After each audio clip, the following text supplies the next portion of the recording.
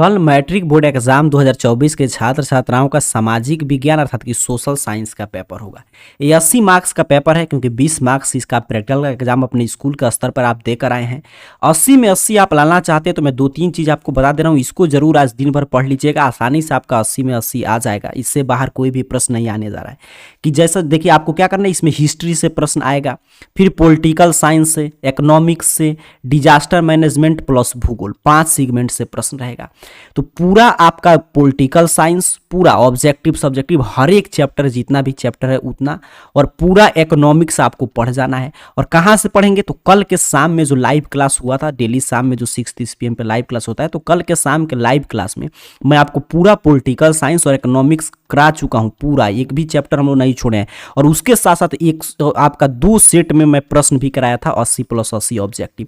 तो कल के शाम वाले क्लास आपको देख जाना है 80 + 80, और उसमें से पूरा पॉलिटिकल साइंस 2 से 3 बार आप देख लीजिएगा। कहाँ पे लिंक मिलेगा उस क्लास का, तो चैनल को सब्सक्राइब करके आप जाकर देख सकते हैं, या उसके साथ साथ एक क्लास खत्म होगा तो मैं लिंक डिस्क्रिप्शन बॉक्स में या यहाँ पे देखिएगा, या यहाँ पे जैसे ही ये क्लास खत्म होगा तो उसका लिंक आ जाएगा, वहाँ पे क्लिक करके जरूर देख लीजिएगा 2 से 3 बार। तो वहाँ से आपका पूरा 180 ऑब्जेक्टिव प्रश्न उसमें था महत्वपूर्ण, वो तो आपको मतलब कि सॉरी 160 प्रश्न था, 168 था, 8% ज़्यादा ही हम लोग सीखे थे, तो 168 प्रश्न ऑब्जेक्टिव वो हो जाएगा। और फिर पूरा उसमें हम लोग पॉलिटिकल साइंस इकोनॉमिक्स पढ़े तो आपका रिवीजन हो जाएगा। और हिस्ट्री की रही बात तो आज आपका पूरा हिस्ट्री, ज्योग्राफी और डिजास्टर मैनेजमेंट पढ़ लेंगे एक क्लास में। अभी मैं आपको फिर 2 सेट में अर्थात कि 80 + 80 प्रथम पाली और द्वितीय पाली दोनों पाली के लिए मैं गेस प्रश्न करा दे रहा हूँ, सिर्फ ऑब्जेक्टिव। ठीक है, तो सुबह में सिर्फ ऑब्जेक्टिव जो कल के परीक्षा में आएगा वायरल प्रश्न, उसकी हम लोग चर्चा कर ले रहे हैं। और शाम वाला क्लास होगा ही फिर, और फिर हो सकता है दोपहर में एक और क्लास हो जाए सब्जेक्टिव का, फिर कल मॉर्निंग का क्लास होगा ही। इतना अगर आप देख कर जाते हैं तो इससे बाहर कोई प्रश्न नहीं, कल शाम वाला क्लास जरूर देख लीजिएगा। तो चलिए अभी शुरू करते हैं। यहाँ पे एक एक प्रश्न आएगा, उत्तर दीजिएगा, नहीं मालूम तो रटते चलिएगा। जल्दी जल्दी हम लोग चलेंगे ताकि हम लोग का टारगेट है कि एग्जाम के समय में कम समय में मैक्सिमम प्रश्न की चर्चा करें, जिससे कि एग्जाम में आप जाएं तो उसको 2 से 3 बार रिवीजन करके आप जाएं, बस रिवीजन के लिए पूरा समय मिले। तो चलिए 2 सेट में चर्चा करेंगे, एक एक प्रश्न का उत्तर दीजिएगा, नहीं मालूम तो रट लेंगे, क्योंकि ये सिर्फ ऑब्जेक्टिव है तो हम लोग ज्यादा डिटेल में चर्चा नहीं करेंगे, क्योंकि पूरा मैं सब्जेक्टिव आपको पढ़ा ही रहा हूं। मैं बोला कि पॉलिटिकल साइंस इकोनॉमिक्स कल शाम में पढ़ा दिया हूं, वो देख लीजिएगा। और हिस्ट्री, ज्योग्राफी और आपदा प्रबंधन पूरा सब्जेक्टिव पढ़ा दूंगा। तो ऑब्जेक्टिव में सिर्फ ऑब्जेक्टिव पर, और सब्जेक्टिव में तो पूरा डिटेल में हम लोग समझ ही रहे हैं। पहला प्रश्न आपसे पूछा है कि गार्डन सिटी की अवधारणा किसने विकसित की थी, तो एवेंजर हावर्ड ने। सिर्फ अब रटना है आपको, एवेंजर हावर्ड ने गार्डन सिटी की अवधारणा विकसित की थी। आप जाएंगे, कल आपका एग्जाम होगा, प्रथम पाली या द्वितीय पाली में प्रश्न आएगा, आपको एवेंजर हावर्ड उत्तर कर देना है। चलिए आगे बढ़ते हैं। दूसरा नंबर प्रश्न आपसे पूछा है कि गुटेनबर्ग का जन्म किस देश में हुआ था, तो जर्मनी में। रटते चलेंगे, गुटेनबर्ग का जन्म जर्मनी में हुआ था। तीसरा नंबर प्रश्न आपसे पूछा है कि भारतीय राष्ट्रीय कांग्रेस के पहले अध्यक्ष कौन थे, तो WC बनर्जी थे, अर्थात कि वेमोस चंद्र बनर्जी थे पहले अध्यक्ष। तो ऑप्शन बी सही उत्तर हो जाएगा। यही पूछता कब इसकी स्थापना हुआ था, तो 1885 में। किसने किया था, तो A.O. ह्यूम ने। चलिए आगे बढ़े, अगला प्रश्न देखते हैं। चौथा नंबर कह रहा है दास कैपिटल की रचना किसने की, कार्ल मार्क्स। ये प्रश्न पूछता है कार्ल मार्क्स का जन्म कहां हुआ था, तो जर्मनी के राइन प्रांत में। दास कैपिटल को हम लोग समाजवादियों का बाइबल कहते हैं। तो ये तमाम प्रश्न यहां से बनेगा, याद रखना है, रटते चलिएगा। 5 नंबर प्रश्न है रक्त और लौह की नीति का अवलंबन किसने किया था, बिस्मार्क ने। जल्दी जल्दी उत्तर देंगे। सामाजिक विज्ञान में बोला कि मैं ज्यादा डिटेल में उतना नहीं बता रहा हूं, क्योंकि पूरा मैं जब सब्जेक्टिव आपको पढ़ा ही दिया चैप्टर वाइज, तो ऑब्जेक्टिव में सिर्फ ऑब्जेक्टिव के जैसा प्रश्न उत्तर आपको रट के जाना है। तो 5 का हो जाएगा ऑप्शन सी। 6ठा नंबर प्रश्न देखिए, कह रहा है गैरीबाल्डी पेशे से क्या था, तो गैरीबाल्डी पेशे से क्या था, नाविक था। बिल्कुल सही, ऑप्शन डी सही उत्तर हो जाएगा। कह रहे रूस में कृषक दास प्रथा का अंत कब हुआ, तो 1861 में रूस में कृषक दास प्रथा का अंत हुआ था। तो ऑप्शन ए। कह रहे the history of the loss of Vietnam किसने लिखा था, तो the history of the loss of Vietnam फान बोई चाऊ की रचना है। तो ऑप्शन बी आपको रट के जाना है। चलिए 9 नंबर प्रश्न कह रहे पूर्ण स्वराज की मांग का प्रस्ताव कांग्रेस के किस वार्षिक अधिवेशन में पारित हुआ था, तो 1929 में जो लाहौर अधिवेशन हुआ उसी में कांग्रेस ने पूर्ण स्वराज की मांग के प्रस्ताव को पारित किया था। उसके बाद आप जानते हैं 26 जनवरी के दिन 1930 में पंडित जवाहरलाल नेहरू रावी नदी के किनारे झंडा वगैरह फहराए थे, पूर्ण स्वराज दिवस मनाया गया था। AITUC के प्रथम अध्यक्ष कौन थे, all India trade union Congress के प्रथम अध्यक्ष कौन थे, तो लाला लाजपत राय थे। ऑप्शन बी सही उत्तर रट के जाएंगे। 11 नंबर प्रश्न, 1905 में बंगाल विभाजन किसने किया था? तो कर्जन ने। कर्जन ने 1905 में बंगाल विभाजन किया और कब वापस लिया गया था? तो 1911 में। ये भी प्रश्न आपको याद रखना है। चलिए 12 नंबर प्रश्न है, कह रहे 10 घंटे का आंदोलन कहाँ चला था? तो इंग्लैंड में चला था। दो प्रश्न यहां से पूछेगा। चार्टिस्ट आंदोलन कहाँ चला था? इंग्लैंड में। 10 घंटे का आंदोलन कहाँ चला था? इंग्लैंड में। दोनों प्रश्न आपको याद रखना है। सीधी लकीरों की अतीला के रूप में किसका चित्रण किया गया है? काफी महत्वपूर्ण प्रश्न है। तो बैरॉन हॉन्समन का चित्रण किया गया है सीधी लकीरों के अतीला के रूप में। तो ऑप्शन सी आपको रट लेना है। 14 नंबर प्रश्न, कह रहा है पश्मीना ऊन किस जानवर के रोए से बनाया जाता है? तो भेड़ के रोया से बनाया जाता है पश्मीना ऊन। तो ऑप्शन ए सही उत्तर आपको याद रखना है। चलिए आगे बढ़े। अगला प्रश्न 15 नंबर, कह रहे कांडला पतन किस राज्य में स्थित है? तो आप जानते हैं गुजरात में कांडला पतन स्थित है। तो ऑप्शन सी सही उत्तर हो जाएगा और यहाँ पे विशेष आर्थिक जोन भी बनाया गया है। 16 नंबर प्रश्न, बिहार में रेलवे का एकमात्र मुख्यालय हाजीरपुर है, पूर्व मध्य रेलवे का मुख्यालय। तो ऑप्शन बी आपको याद रखना है। 17 नंबर प्रश्न, भारत में दल बदल कानून कब लागू हुआ था? तो राजीव गांधी के कार्यकाल में भारत में दल बदल कानून पारित किया गया और ये लागू हुआ था 1985 में। तो ऑप्शन सी आपको याद रखना है। 18 नंबर प्रश्न, विश्व का सबसे बड़ा लोकतांत्रिक देश अपना देश भारत है। ऑप्शन सी याद रखिएगा, ठीक है। 19 नंबर प्रश्न है, मुद्रा वह है जो मुद्रा का कार्य करती है, यह परिभाषा किसने दिया था? तो हार्टले बिदर्स ने दिया था। तो ऑप्शन सी सही उत्तर हो जाएगा। ऐसे पूरा इकोनॉमिक्स कल के लाइव क्लास में पढ़ाया था। मैं बार बार बोल रहा हूँ, ये क्लास खत्म होगा तो उसको जरूर 2 से 3 बार आपको देख लेना है। तो 19 का हो जाएगा ऑप्शन सी। 20 नंबर प्रश्न देखिए, कह रहा है आपसे राष्ट्रीय कृषि एवं ग्रामीण विकास बैंक की स्थापना, देखिए उस क्लास में हम लोग पढ़े थे 1982 में हुआ था। ऑप्शन डी आपको रट जाना है। 21 नंबर प्रश्न, कह रहे काली मृदा का दूसरा नाम क्या है? तो काली मृदा का दूसरा नाम रेगुर मृदा है। ऑप्शन बी याद कर लीजिए। 22 नंबर प्रश्न है, भारत के किस राज्य में वन का सबसे अधिक विस्तार है? तो भारत के मध्य प्रदेश में वन का सबसे अधिक विस्तार है। तो ऑप्शन सी सही उत्तर हो जाएगा। 23 नंबर प्रश्न, कह रहे किस राज्य में खनिज तेल का विशाल भंडार है? तो असम में। आप जानते हैं असम में खनिज तेल का विशाल भंडार है। रटते चलिएगा, आप सिर्फ रटने का समय है। कल पेपर में सीधे सीधे प्रश्न टकराएगा, प्रथम और द्वितीय पाली में आपको लिख कर आना है। इनमें कौन उपभोक्ता उद्योग है? तो चीनी उद्योग जो है उपभोक्ता उद्योग है। ऑप्शन डी याद रखेंगे। और सब्जेक्टिव में पूरा सब्जेक्टिव हम लोग पढ़ेंगे आज, ज्योग्राफी का और फिर हिस्ट्री का, आपदा प्रबंधन का। ये 3 शेष है, 2 तो हम लोग पढ़ चुके हैं, पूरा पढ़ लेंगे तो उस समय हम लोग चर्चा करेंगे उपभोक्ता उद्योग क्या होता है। अभी सिर्फ प्रश्न उत्तर पे फोकस रहेंगे। नागपुर सड़क योजना के अंतर्गत सड़क को कितने भागों में बांटा गया है? तो 4 भागों में बांटा गया है नागपुर सड़क योजना के अंतर्गत सड़क को। तो ऑप्शन ए याद रखना है। कुशेश्वर स्थान किस जिला में है? तो कुशेश्वर स्थान दरभंगा में है, आप जानते हैं। ऑप्शन बी सही उत्तर हो जाएगा। करे बिहार में कितना जिला है? 38, कल के क्लास में हम लोग पढ़े थे। ऑप्शन डी सही उत्तर हो जाएगा। 28 नंबर प्रश्न, करे 2001 में बिहार की कुल जनसंख्या? तो 8 करोड़ से अधिक। ऑप्शन सी आपको याद रखना है। 29 नंबर प्रश्न है, ऊंचा वाच प्रदर्शन के लिए हैस्यूर विधि का विकास किसने किया था? तो ये किया था लेहमान ने। हैस्यूर विधि जब भी आएगा लेहमान आपको सही उत्तर कर देना है।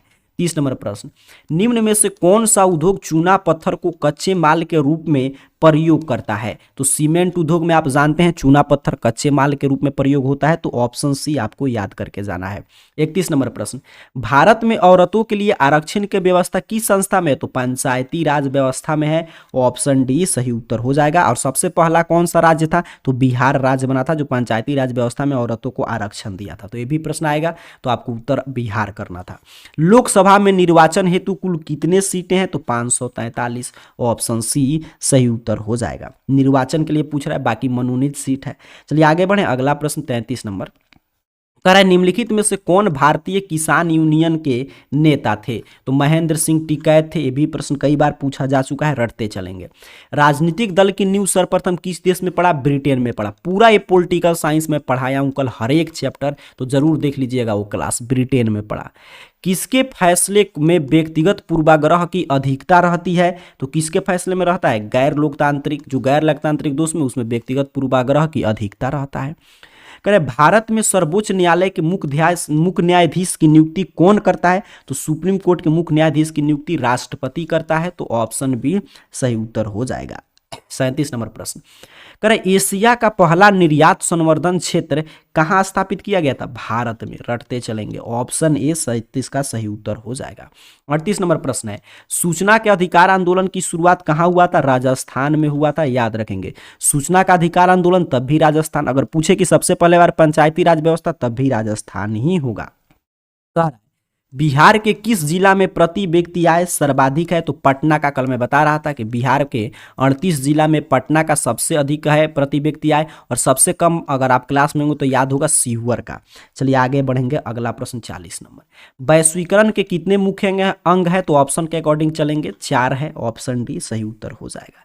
41 नंबर प्रश्न, देखिए ये भी प्रश्न कल के क्लास में सब्जेक्टिव में पूरा चैप्टर पढ़ाया तो मैं बता रहा था वहां पे कि स्वर्ण आभूषण की शुद्धता को सुनिश्चित करने के लिए किस मान्यता प्राप्त चिन्ह का होना आवश्यक है? तो हॉलमार्क, आपको याद होगा, ऑप्शन बी। पूरा आईएसआई मार्क क्या होता है, एग मार्क क्या होता है, पूरा हम लोग चर्चा किए थे, इसलिए मैं बोल रहा हूँ उस क्लास को जरूर 2 से 3 बार देखिएगा। फूट डालो और शासन करो की नीति जल्दी से बताएंगे, तो बहुआ टाइप प्रश्न है, सही विद्यार्थी का उत्तर आना चाहिए। कहेंगे सर अंग्रेजों ने लागू किया था, ऑप्शन ए सही उत्तर हो जाएगा। 43 नंबर प्रश्न है, जालियांवाला बाग हत्याकांड की जांच के लिए सरकार ने किस समिति का गठन किया था? तो जालियांवाला बाग हत्याकांड की जांच के लिए हंटर आयोग का गठन किया गया था, हंटर समिति का, ऑप्शन ए सही उत्तर हो जाएगा। करे साख का अर्थ क्या है? तो पूरा इकोनॉमिक्स कल पढ़े तो उसमें हम लोग चर्चा की थी कि विश्वास करना, ऋण लौटाने की क्षमता दोनों होता है, तो ऑप्शन सी फिलहाल सही उत्तर आपको याद रखना है। चलिए आगे बढ़ें, अगला प्रश्न, करे बांग्लादेश के नोबेल पुरस्कार से सम्मानित व्यक्ति कौन है? तो प्रोफेसर मोहम्मद यूनुस है, याद रखेंगे, ऑप्शन बी सही उत्तर हो जाएगा। भारत में सेवा क्षेत्र को सामान्यतः कितने भागों में बांटा जा सकता है? देखिए सभी प्रश्न है कल के क्लास से, इसलिए कल पूरा मैं इकोनॉमिक्स ही पढ़ा दिया आपको, पॉलिटिकल साइंस से, उससे बाहर क्या प्रश्न आएगा? 2 क्षेत्र में बांटा जा सकता है, ऑप्शन ए। 47 नंबर प्रश्न, देखिए ये भी कल के क्लास हम लोग पढ़े थे, WTO का विस्तारित रूप क्या होगा? World trade organisation. कब इसका स्थापना हुआ था, क्या कार्य है, पूरा हम लोग पढ़ चुके हैं। सूखा किस प्रकार की आपदा है सर? तो सूखा एक प्राकृतिक आपदा है, ऑप्शन ए। भूकंप, सुनामी, सूखा सभी प्राकृतिक आपदा है। 49 नंबर प्रश्न है, भारतीय राष्ट्रीय कांग्रेस की स्थापना 1885 में हुआ था, ऑप्शन डी सही उत्तर हो जाएगा। BS नैपाल कौन थे? तो नोबेल पुरस्कार विजेता थे BS नैपाल, याद रखेंगे, ऑप्शन ए सही उत्तर है। रटते चलिएगा, मैं कम समय में आपको करा दे रहा हूं 2 सेट, और कल भी मैं आपको कराया था 2 सेट, तो उसमें एक में 88 प्रश्न हम लोग लिए थे, और आज 160 प्रश्न। इससे बाहर कोई प्रश्न आने जा रहा है तो कल का क्लास और एक क्लास 2-2 बार देखकर याद जरूर कर लीजिए, क्योंकि सिर्फ देखने से नहीं होगा, इसको रटना पड़ेगा। किसने कहा मुद्रण ईश्वर की दी हुई महानतम देन है, सबसे बड़ा तोहफा है? ये कथन किसका है? तो मार्टिन लूथर का है, ऑप्शन बी सही उत्तर है। चलिए आगे बढ़ें, करें फॉरवर्ड ब्लॉक की स्थापना किसने की? तो सुभाष चंद्र बोस ने फॉरवर्ड ब्लॉक की स्थापना किया था, तो ऑप्शन बी रट कर जाएंगे। बृहद क्षेत्र में जल की उपस्थिति के कारण पृथ्वी को क्या कहते हैं? नीला ग्रह कहते हैं। बृहद जल में क्षेत्र में जल की उपस्थिति के कारण पृथ्वी को क्या कहते हैं? नीला ग्रह कहते हैं, बिल्कुल सही। भाखड़ा नांगल परियोजना किस नदी पर अवस्थित है? तो सतलज नदी पर। जब भी आएगा भाखड़ा नांगल, सतलज नदी आपको याद रखना है। 55 नंबर प्रश्न, पूर्व मध्य रेलवे का मुख्यालय, तो अभी मैं ऊपर बता रहा था कि बिहार में एक ही रेलवे का मुख्यालय हाजीरपुर, वहीं है पूर्व मध्य रेलवे, ऑप्शन बी। आगे बढ़े, अगला प्रश्न करे भारतीय मुद्रा बाजार में, देखिए सभी कल के क्लास है, भारतीय मुद्रा बाजार का क्या कार्य है, कैसा ऋण वो देता है, फिर भारतीय आपका पूंजी बाजार का क्या कार्य है, ये पूरा हम लोग चर्चा कर चुके हैं। तो अल्पकालिक ऋण आपको याद होगा, ऑप्शन ए सही उत्तर हो जाएगा, अल्पकालीन। चलिए अगला प्रश्न कह रहा है भारत में सबसे पहले रेलगाड़ी किस स्टेशन के बीच चली थी? तो 1853 में चला था, मुंबई और थाने के बीच, तो ऑप्शन सी सही उत्तर हो जाएगा। 58 नंबर प्रश्न, भारत में कौन सा राज्य सबसे अधिक गेहूं उत्पादन करता है? तो उत्तर प्रदेश। उत्तर प्रदेश जो है सबसे अधिक गेहूं उत्पादन करता है। किस फसल को सुनहरा रेशा कहा जाता है? तो जूट को क्या कहते हैं हम लोग? सुनहरा रेशा, ऑप्शन ए याद रखिएगा। 60 नंबर प्रश्न है, चाय के उत्पादन में विश्व में भारत का क्या स्थान है? तो विश्व में भारत का दूसरा स्थान है चाय के उत्पादन में, ऑप्शन बी। 61 नंबर प्रश्न, भारत का प्रथम तेल शोधक कारखाना कहाँ है? तो डिगबोई में है, याद रखेंगे, भारत का प्रथम तेल शोधक कारखाना डिगबोई। सीधे सीधे कल प्रश्न सब छपने जा रहा है। विश्व पर्यावरण दिवस कब मनाया जाता है सर? तो विश्व पर्यावरण दिवस प्रत्येक साल 5 जून को हम लोग मनाते हैं, तो ऑप्शन ए रट जाएंगे। 63 नंबर प्रश्न, करे सत्ता में भागीदारी की सर्वोत्तम प्रणाली कहाँ विकसित की गई है? तो बेल्जियम में, आपका ये पॉलिटिकल साइंस है। अगर पूरा पॉलिटिकल साइंस भी हम लोग पढ़ चुके हैं तो उस क्लास को जरूर देखिएगा। फिलहाल ऑप्शन सी आपको याद रखना है। टाड़ी विरोधी आंदोलन पर कल विस्तृत चर्चा किए थे, वहां से भी प्रश्न आ गया। टाड़ी विरोधी आंदोलन किस प्रांत से शुरू हुआ था? आंध्र प्रदेश से, ऑप्शन सी। 65 नंबर प्रश्न है, देखिए ये भी प्रश्न मैं कई बार कल के क्लास में बताया था कि भारत में वित्तीय वर्ष कब से कब तक कहा जाता है? तो 1 अप्रैल से 31 मार्च, ऑप्शन सी सही उत्तर है। 66 नंबर प्रश्न, लोकतंत्र में चुनाव में भाग लेने वाले और प्रतिनिधियों को चुनने का अधिकार किसको है? तो लोकतंत्र जनता का, जनता के लिए, जनता के द्वारा किया गया शासन है। अब्राहम लिंकन का कथन आपको याद होगा, ऑप्शन बी सही उत्तर हो जाएगा। चलिए 67 नंबर प्रश्न, भारतीय लोकतंत्र के कितने अंग है सर? तो भारतीय लोकतंत्र के 3 अंग है। कौन कौन? विधायिका, कार्यपालिका, न्यायपालिका। विधायिका कौन कार्य करता है, कार्यपालिका कौन सा कार्य करता है, न्यायपालिका। ये सभी चर्चा हम लोग कल के क्लास में की है, कल पूरा पॉलिटिकल साइंस हम लोग पढ़ चुके हैं, पूरा चैप्टर। भारत में संघ एवं राज्य के बीच अधिकारों का विभाजन कितनी सूचियों में हुआ है? देखिए ये भी कल मैं कितना डिटेल में पढ़ा रहा था कि 3 सूची में हुआ था, संघीय, राज्य, समवर्ती। संघीय सूची में कितना विषय है, राज्य सूची में, समवर्ती सूची में, सब पूरा हम लोग पढ़ चुके हैं। ठीक है, कल ही शाम में लाइव क्लास में पढ़े थे हम लोग।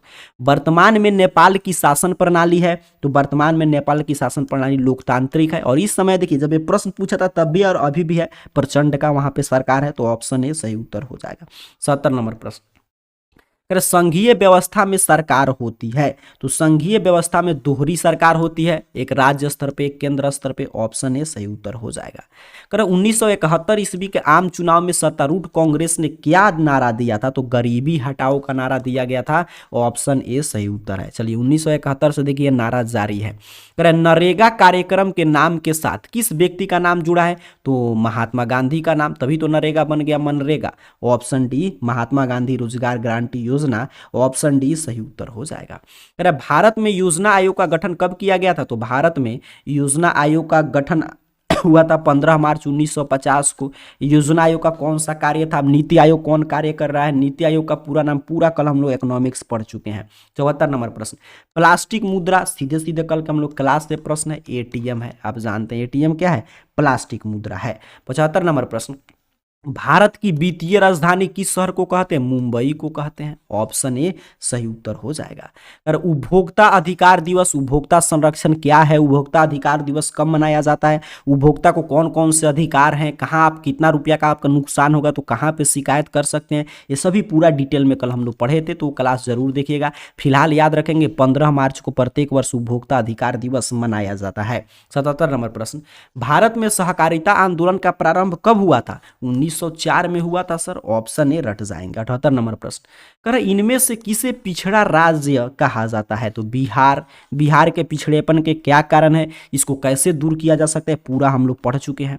चलिए अगला प्रश्न, कर सरकार का कौन सा प्रकार सबसे अच्छा माना जाता है? कहेंगे सर बउआ टाइप प्रश्न है, लोकतंत्र सबसे अच्छा माना जाता है, बिल्कुल सही। 80 नंबर प्रश्न, भूपटल के नीचे वह स्थान जहां भूकंप का जन्म होता है क्या कहते हैं? तो इसे कहते हैं भूकंप केंद्र, तो ऑप्शन ए फिलहाल सही उत्तर हो जाएगा। जल्दी से बता देंगे 80 में से आपका कुल कितना प्रश्न सही हुआ। और अब चलिए दूसरा सेट में बोला कि 2 सेट में आपको अभी सुबह में करा रहा हूँ, इसको जरूर रट जाइएगा। और कल वाला क्लास जब एक क्लास खत्म होगा ना तो आपके स्क्रीन पे एक क्लास का लिंक आएगा। कल लाइव क्लास चला था, थोड़ा सा बड़ा क्लास था, उसको जरूर देख लीजिएगा कि उसमें पॉलिटिकल साइंस, इकोनॉमिक्स पूरा हम लोग समाप्त किए हैं।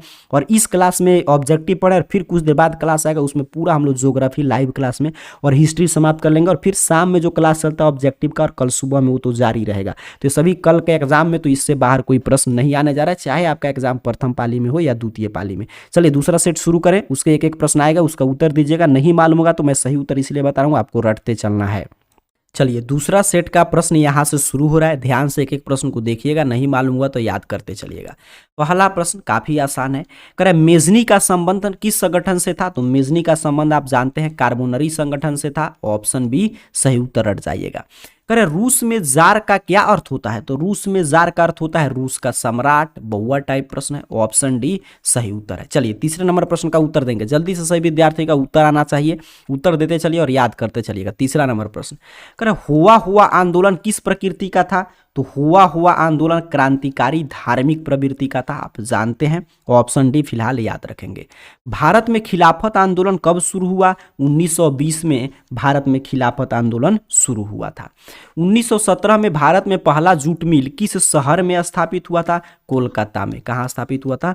कोलकाता में। चलिए आगे बढ़ेंगे, छठा नंबर प्रश्न कह रहा है पूंजीपति वर्ग के द्वारा किस वर्ग का शोषण हुआ। ये देखिए विवादित प्रश्न और कई बार पूछा गया है। अब ध्यान से इस प्रश्न को समझ लेंगे। जब भी पूछेगा पूंजीपति वर्ग के द्वारा किस वर्ग का शोषण हुआ, तो श्रमिक वर्ग, मध्यम वर्ग, कृषक वर्ग, सभी। इसका आंसर क्या होगा, ऑप्शन डी। और यही प्रश्न कभी कभी पूछता है कि पूंजीपति वर्ग के द्वारा मुख्य रूप से, ध्यान देंगे क्या रहेगा, मुख्य रूप से किस वर्ग का शोषण हुआ, तब हम कहते हैं कि श्रमिक वर्ग, ठीक है। नहीं तो ऐसा सभी वर्ग का शोषण हुआ था। तो दो टाइप से इस प्रश्न को पूछता है, पूंजीपति वर्ग के द्वारा मुख्य रूप से किस वर्ग का शोषण हुआ, तो श्रमिक वर्ग। और यहाँ पे पूछे किस सभी का बात हो रहा है कि मुख्य नहीं, कितने किन किन वर्गों का शोषण हुआ था, तो पूरा उपरोक्त सभी सही उत्तर हो जाएगा। दोनों प्रश्न में आपने अंतर समझा।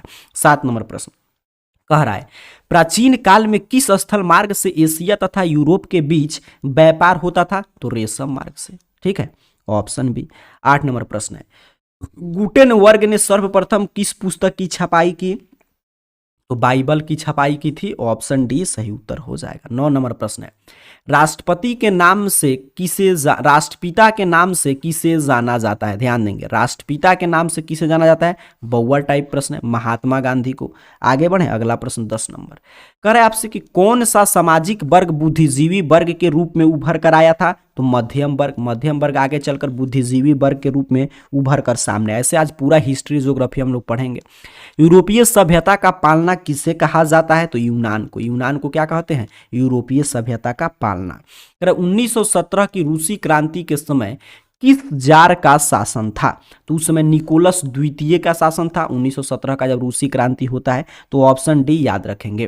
13 नंबर प्रश्न कह रहा है वियतनाम में रहने वाले फ्रांसीसी नागरिक को क्या कहा जाता था, तो उसे कहा जाता था कुलोन। वियतनाम में जो फ्रांसीसी नागरिक रहते थे उसे कुलोन कहते थे, ऑप्शन सी आपको रट के जाना है।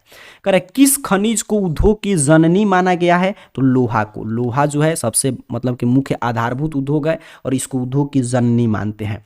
15 नंबर प्रश्न देखिए कह रहे गोंडवाना समूह का कोयला का निर्माण कितने वर्षों में हुआ था, तो 20 करोड़ वर्ष पूर्व हुआ था, ठीक है। गोंडवाना समूह का कोयला काफी प्रसिद्ध है, इसका निर्माण 20 करोड़ वर्ष पूर्व हुआ था, याद रखना है आपको। एक आप 16 नंबर प्रश्न देखेंगे, 15 था बिल्कुल सही। 16 नंबर प्रश्न कह रहे भारत में किस प्रकार की कृषि का प्रधानता है, तो भारत में जीवन निर्वाह कृषि की प्रधानता है, ठीक है, ऑप्शन ए सही उत्तर हो जाएगा।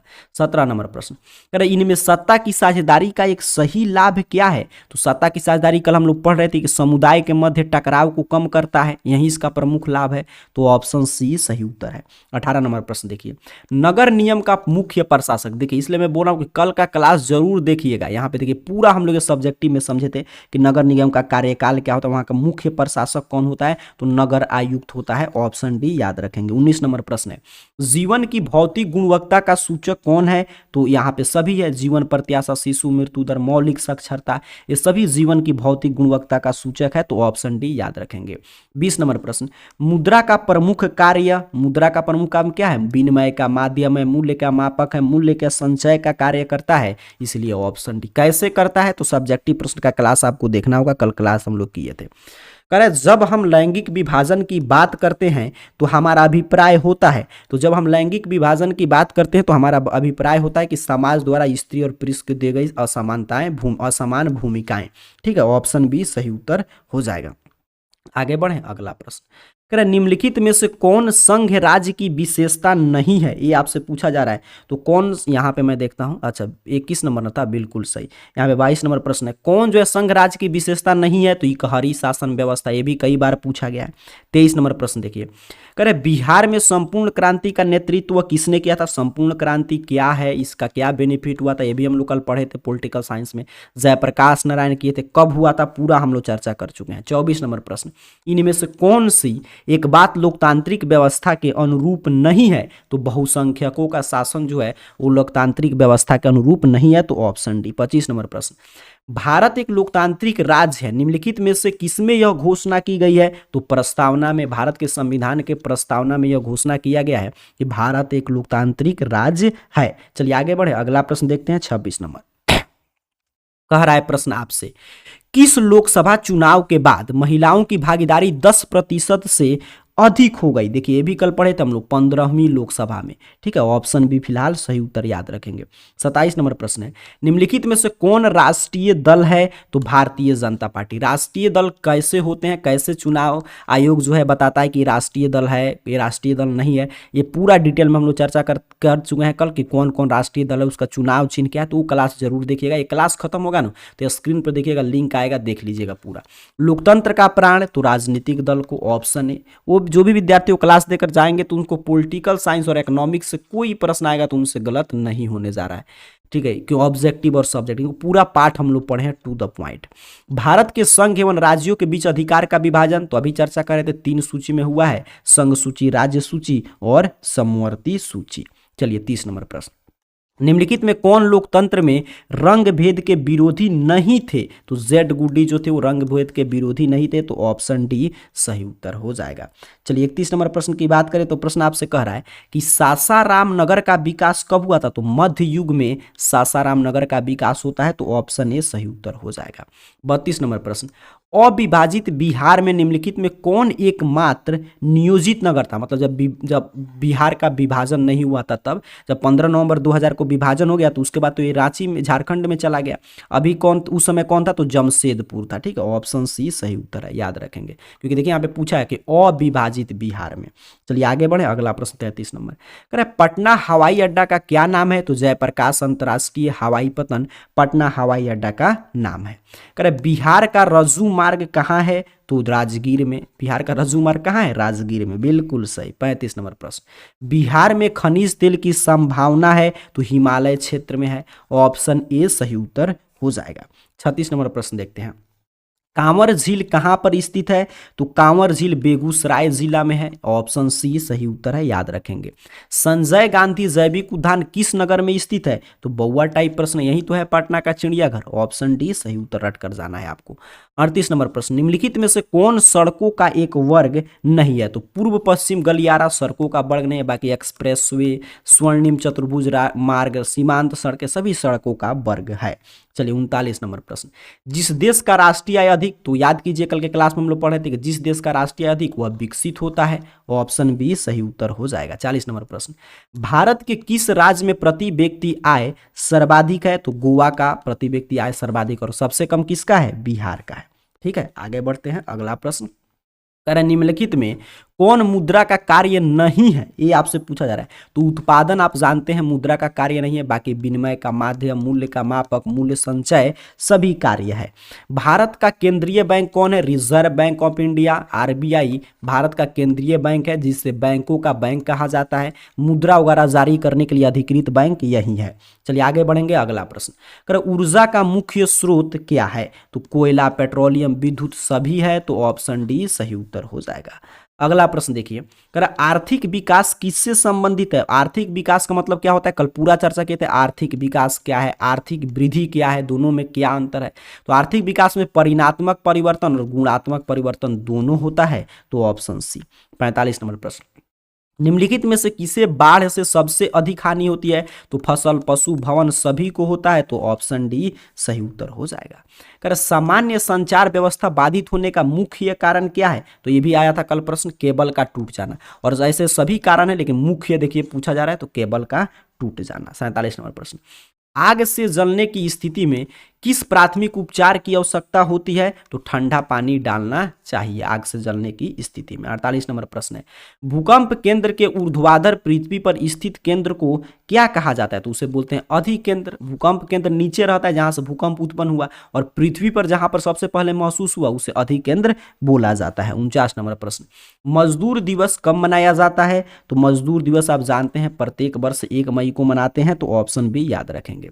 हिंद चीन पहुंचने वाले प्रथम व्यापारी कौन थे? तो पुर्तगाली थे, रटते चलेंगे, पुर्तगाली थे, सीधे सीधे प्रश्न आएगा। गद्दार पार्टी की स्थापना किसने और कब की? तो लाला हरदयाल ने 1913 में किए थे, तो ऑप्शन सी सही उत्तर हो जाएगा। आगे बढ़े, अगला प्रश्न देखिए, 52 नंबर।